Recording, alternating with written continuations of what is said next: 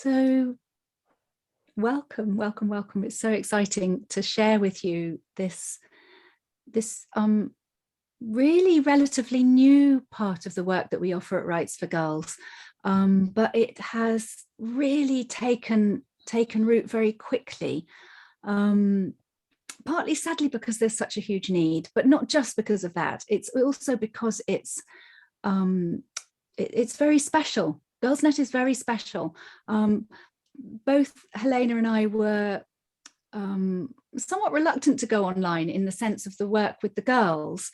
What we've done at Rites for Girls for well over 10 years is run in-person Girls Journeying Together groups, and they run over the course of a year, meeting monthly, just girls who are in year 6 or year 7, so they're sort of 10, 11, 12 years old, just helping them support them into that transition from junior to secondary school, and sharing with them some of the things they really need to know at that stage in their lives as they're going into puberty and the intensity of their feelings are intensifying. But it was actually from that work that GirlsNet was born, because whilst we did stop at the first lockdown, we actually very quickly were able to resume our in-person meetings even through the other lockdowns, because it was recognised that the work that we were doing was so important. So once we'd adapted to run socially distanced, we actually carried on our Girls Journeying Together sessions with the girls right the way through all the other lockdowns. And certainly I've been doing this work with the girls for well over 10 years, and I'm used to hearing about increased levels of stress and various signs of distress, but I had never seen what I began to see in the last couple of years. It was almost universal. And why wouldn't it be? We were all going through stressful times. And of course, the children had everything that kind of gave their life stability really shaken. And things like not being able to see extended family and not being able to go to school, and then not being able to take their exams, and we were seeing a lot of fear in the children that their parents would die, actually, and that it would be their fault because it was them who had then eventually gone to school, and that they would bring it back and give it to their parents or their grandparents. And of course, that's the reasonable, in a sense, understandable stresses. But what we also saw is a massive increase in other signs of mental distress. So children, and also at much younger ages as well. So what we might have seen fairly regularly in the mid-teens, we were now seeing in the pre-teens, things like having panic attacks and unable to go to school refusing, becoming incredibly obsessive and quite, kind of OCD, or having tics, or very aggressive, big outbursts, big meltdowns. And all of these things actually make absolute sense. They're stress responses, but we could also see that the children themselves didn't have the resources, didn't have the skills to know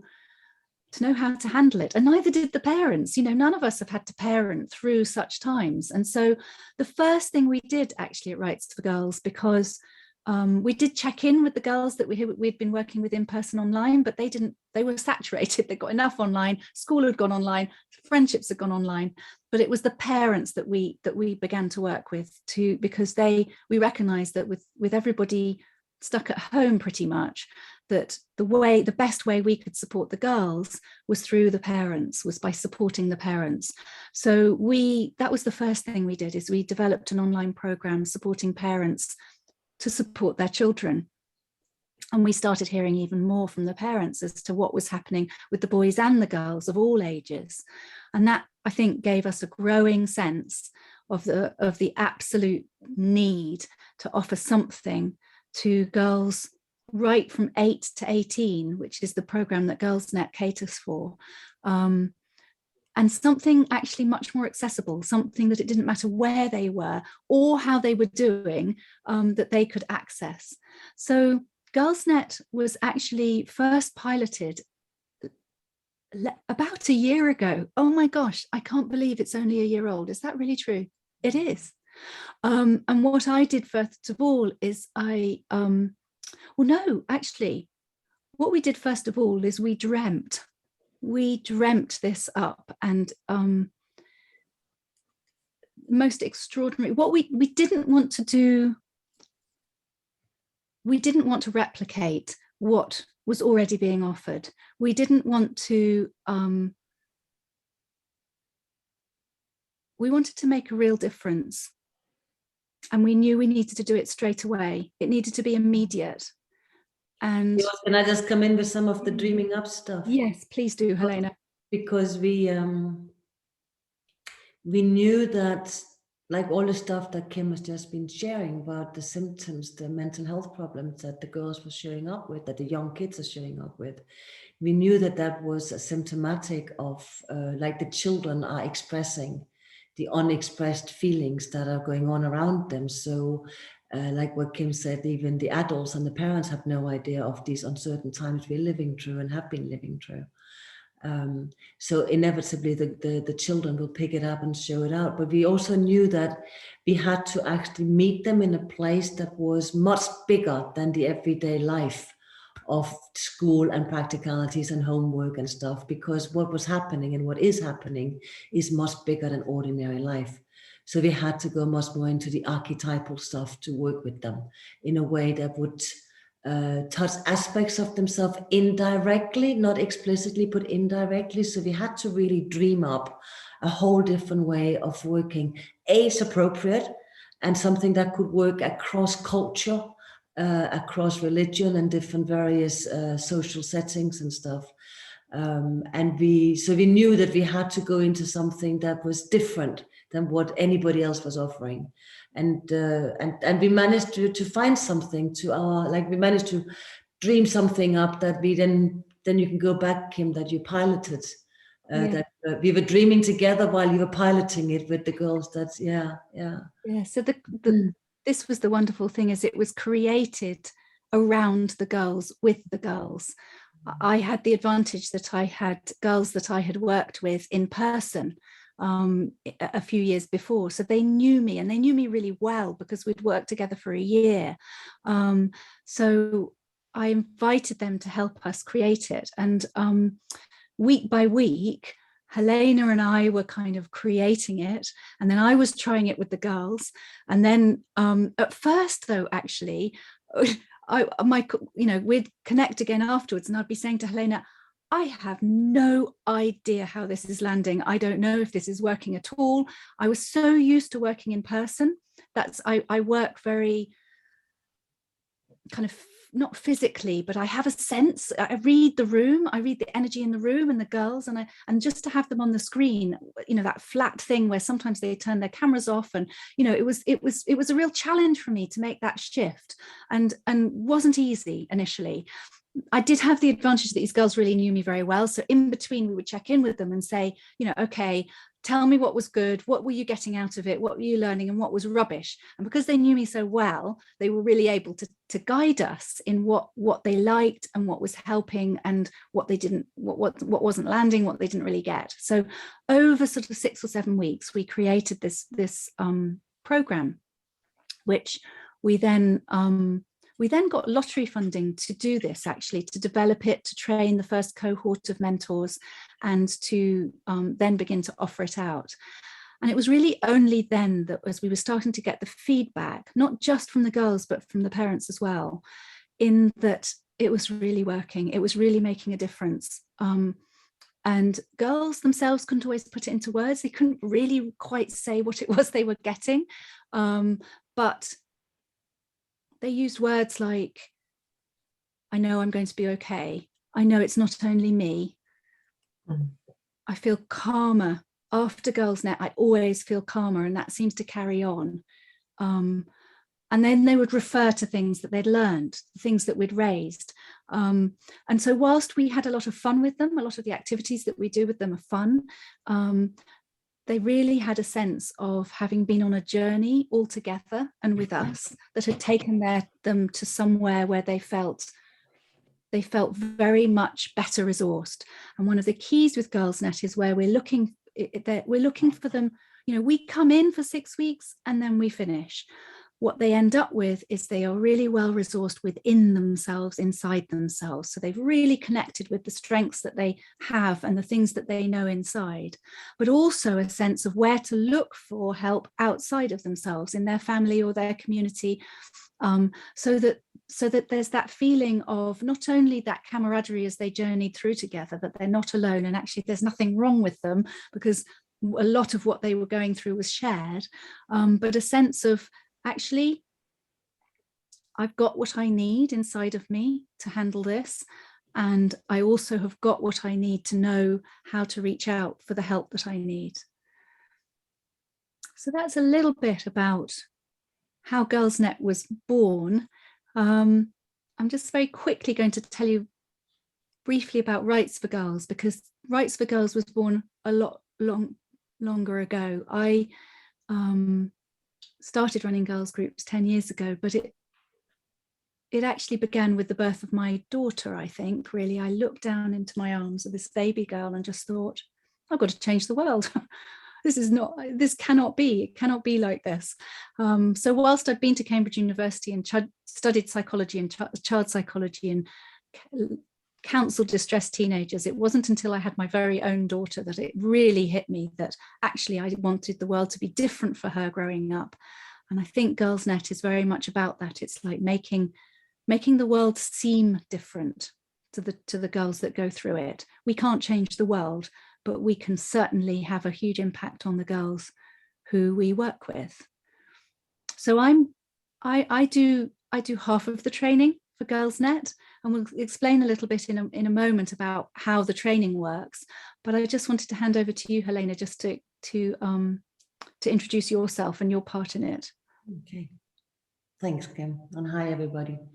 I come to you from France, and so it's a bit like on a different time zone than most of you. I'm tired, it's been a whole day.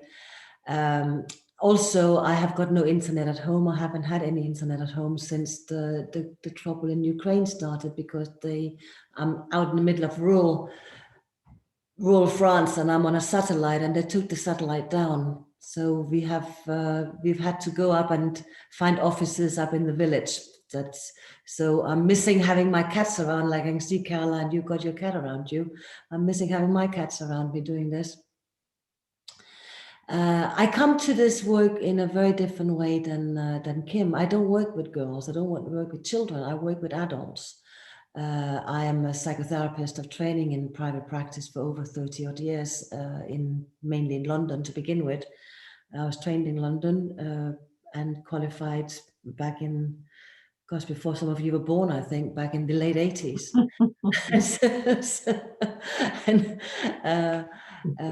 And have since then been like a co-founder of something called the Center for Gender Psychology, which is not about transgender stuff. It's about men and women actually exploring what it means to be men and women and how we relate together. And also creative couple work, specializing in working with intimate relationships, in relationships. I have been faculty member training therapists, and I do a lot of stuff. That I'm the director of the Man Woman Project and the founder of Ways of Woman, that's been running workshops for women since 1992. Started off with weekend workshops, and now it's this long year program for women. So I come at this from a very different background. I also work a lot with sexuality. I'm a head of education for something called sexual grounding therapy. And up until 2 years ago, I was working all over the world: Mexico, Russia, Sweden, Spain, like everywhere. It was fantastic. And then the world stopped. To be honest, I don't mind that part of it. I mind the reason why it has stopped, but I don't mind that it has stopped. It's been quite nice for me to be at home and have time to get back into my garden a bit, grow my own veggies and stuff. So back at the time when Kim, you contacted me with Rites for Girls, I can't remember the time any longer. Is it 5 years ago? Something like that? So, yeah. For 5, 6 years ago. Wanting some supervision with the work that she was doing, I realized pretty fast that this lady does not need supervision. There was nothing I could teach her about working with girls. because I have not met anybody who understands this work better than Kim, and I'm not just biased, it's the truth of it. So what I said to her, Kim, you don't need supervision, you need to train up people to do what you're doing. And Kim said, I don't know how to do that. And so I said, well, that's interesting. I train professionals, I train adults. So let's meet. And the rest is history. We met up, we went on, because everything I've been doing in my life and what Kim has been doing, it just dovetailed together. We come from very similar values, similar backgrounds, similar understanding of the world, similar mission to change the world, basically. Although we both know we can't change the world, but we do know we can change the way that we actually respond and react to the world. And in that way, we can change the world. So, and then we started again piloting the Rites for Girls facilitators training. And at the same time, weren't sure when we started off the first ones. We had the first 20 women sign up. We did the training and we didn't know if it was going to work. At the end of it, we were told it works very well. And then, of course, everything stopped. So we had to go back to what Kim just talked about to start doing something different. So that's where the Girls Net come in. And what I'll say a bit more about it later when we speak about how we do the training. But my role in this is that I'll be working with you as women, whereas Kim will be taking you through the stuff. Do you want to say something about that now, Kim? So we can start doing that, yeah. So the training has 3 threads to it. We find it's much easier to give something when you have received it yourself. Not so easy to give something if you haven't experienced it yourself. So one of the threads of the training is that you will go on the Girls Net journey with me as your mentor and you as your preteen self. Don't worry how you'll get into your preteen self, we'll help you with that. But you will essentially experience the whole program as your preteen self. And that's one thread of it. Alongside that, we'll also, as your adult self, as your adult mentor trainee, we'll analyze what happened in that session, what worked, what was your experience. And of course, from hearing from different women, their different experience, was that what that exposes you to is some of the things that the different girls that you work with will bring to the group. So not only will I train you in the kind of program and give you the materials for what you'll need to run the session. Of course, there's some practical technical stuff as well that we will go through. So how to run Zoom, how to share your screen and share a PowerPoint presentation, how to we have in between the weekly sessions, there's a notebook for the girls that of course you'll need to monitor for safeguarding purposes, and you'll also help create it with them so that they, at the end of it, not only do they have something that holds them between the weekly sessions, but it also reminds them of what we've done that week, but it becomes a keepsake memory for them that they can download at the end, but they co-create it together, they make it together. So of course that's a technical thing that you would need to learn how to create. Well, I've created it, you just need to kind of upload it page by page, but of course moderate it as well. Of course, there will be safeguarding aspects to your training so that you feel really confident about knowing when there is a safeguarding issue and what to do if there is. What you do is you turn immediately for support. You're totally not on your own with that. But you'll also be formed into smaller groups, your peer group. And you'll be meeting with them for an hour or two every week as well, because they become your kind of first port of call. You will really be supporting each other through the training. The training is intense and it's fast, so you will need each other, because there'll be bits that come to you really easy and other parts that you find more challenging, and you can support each other. And that portion of the training happens over the first 6 weeks. So you and I would meet every week on a Tuesday evening for 2.5 hours. The first hour and a quarter is your Girls Net session as a girl. We then have a bit of a break, and then the rest of the session is us talking about how you learning all the things that you need to learn in order to run the Girls Net session. There are also practical things like you'll need insurance, and you'll need to get an enhanced DBS check or whatever is your country's equivalent of that, which enables you to work with children, those sorts of things. We guide you through each of those things. We drip feed you. We don't give it to you all at once. It's like each week there's the next little bit, you know, the practical side to get sorted, practical things to learn about Zoom, and also the program itself, having a deeper understanding of the program. There's another key aspect, the third thread, which I'm going to come back to in a minute, but just to give you a sense of the shape of the 3 months of the training. After that first 6 weeks, there's a brief pause, and then you run your first Girls Net group. So you'll do it all together. You'll do it at the same time, I mean.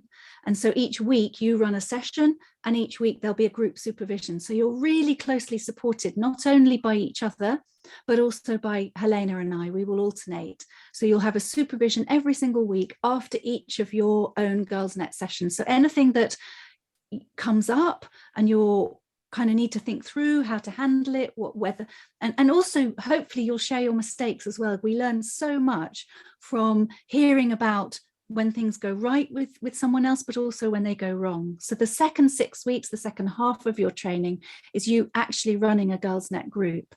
Now, we will help you get the girls for that group, although part of your training is to learn how to do your promotions and your marketing. We give you all the assets, though. We've created the Facebook posts and the Instagram, and if you're not very social media-y, then we've also created the letters that you can send to the welfare leads at schools, or to GPs, or to other youth organisations. We've created a leaflet that you can take to youth centres or whatever. So there's different ways. It's whatever's your comfortable way of promoting your group.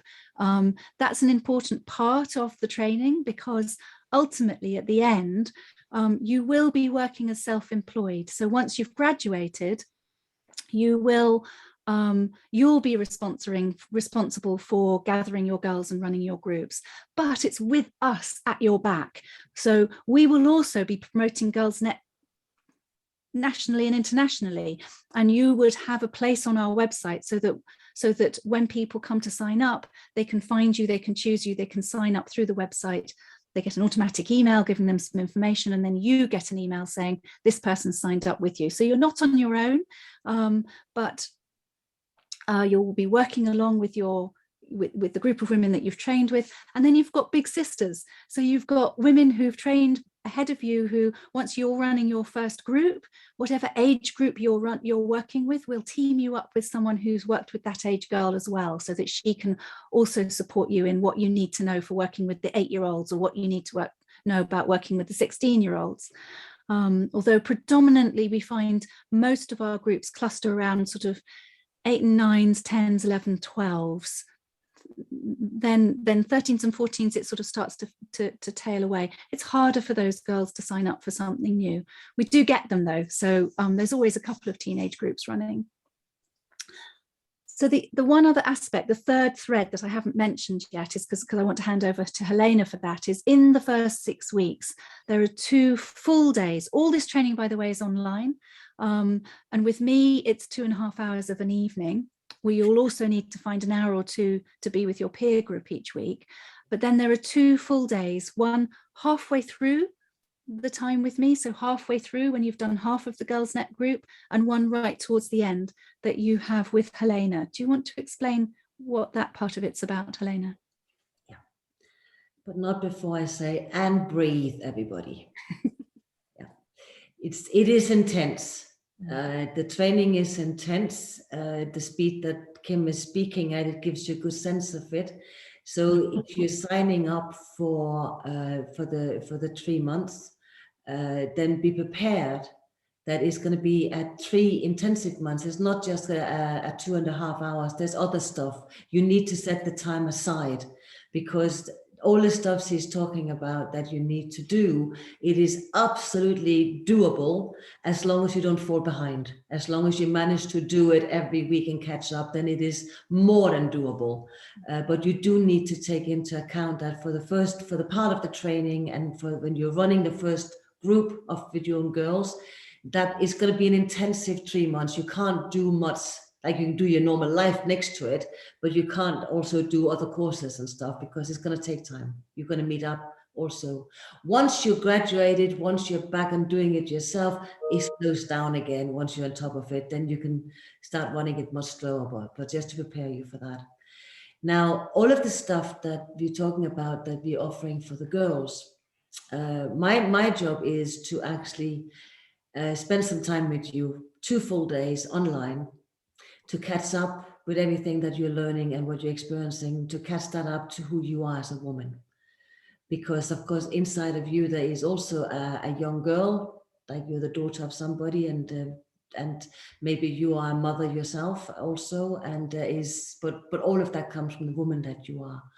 So I will spend the 2 days with you, helping you to get a sense of actually how do you find the ground inside yourself as a woman, to authentically, with some genuine authority from inside yourself, not just using the words, but actually able to transmit that there is something that is worth listening to in the work you're doing to the girls. So if you know it, like, children have bullshit detectors, and if we can say whatever we want to say, like if we don't actually walk our talk, they will say yeah, yeah, yeah, and do opposite. Thank God for that. They want something that is real. They might be dependent on the adults around them because they're children and we can tell them what to do. But if we want to have their respect and be role models, and for them to actually really listen, not just do what we tell them to do, but actually really listen and learn something from us, we have to be something that is worthwhile listening to. And we have to mean what we say. We have to learn to walk our talk. So I'm going to take you through a lot of theories, ceremonial exercises, some shamanistic teachings, because my background is very eclectic. I come from a very, very broad background, from having worked a lot with indigenous people, a lot with the earth-based things. I do a lot of ceremonies, rituals, and shamanistic stuff, apart from also being a psychoanalytic person and a systems. Like, I have a lot of experience. I'm not a beginner at this job.